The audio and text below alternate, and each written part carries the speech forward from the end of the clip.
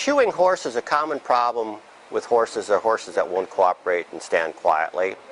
I have a system that I use to train my horses.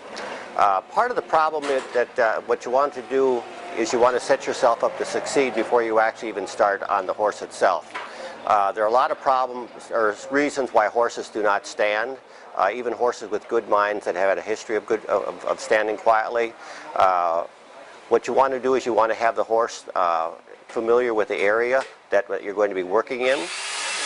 You want to avoid loud noises. A lot of horses are a whole lot better to work on in the afternoon when they've been out, they've been ridden, and so they're a lot quieter. Over the years, I have used a lot of different methods to train my horses to stand, and the one currently that I'm using is this training halter that is based on work that Rick Wheat has done called the Novell halter. This is a little bit different adaptation of it, where it's made more like a halter than in his is like a bridle.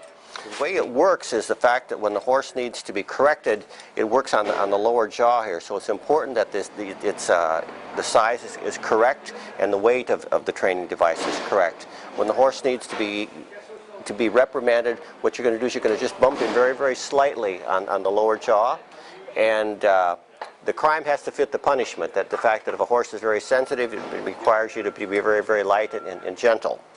The first thing is when I put the halter on the horse, what I want to do is I want to make him very nice and comfortable with me. That I do not want the horse to be afraid. There are lots of ways that you can make horses behave, and one of them is through fear, and that is you make him more afraid of you than what he was afraid of originally. That is not our intent. What our intent to do is to train the horse to stand quietly and without fear. And so what I want him to do is I want him to trust me. So this is the way that I go about it. What I do after I put the halter on him, I make sure that it's fitted correctly. What I'm going to do is I'm just going to let the horse calm and be quiet. I'm just going to rub his forehead, and you can kind of see that this horse here is his eyes nice and soft. Then I'm going to start the training process. The easiest thing that you can teach any horse to do is to move away from you. And so what I'm going to do is I'm going to step behind him, and I'm going to do a little thing that I kind of call the do-si-do. What I'm going to do is I'm going to drive him forward, just like that, and then I'm going to turn him. What I'm going to do is I'm establishing control of this horse, that she's starting to learn that I'm telling her what to do in a nice, calm and quiet manner. Anything you do one side, you have to do the other, and so what I'm going to do is I'm going to go around her, and I'm going to make her come this way. For complete controls, I wanted her to back up. So I'm going to ask her to back. Good girl. And I'm going to ask her to come forward. Whoa. And I'm going to tell her whoa. Now this is the primary word that we want these horses to understand, because to stand quietly, what they need to do is they need to stay put.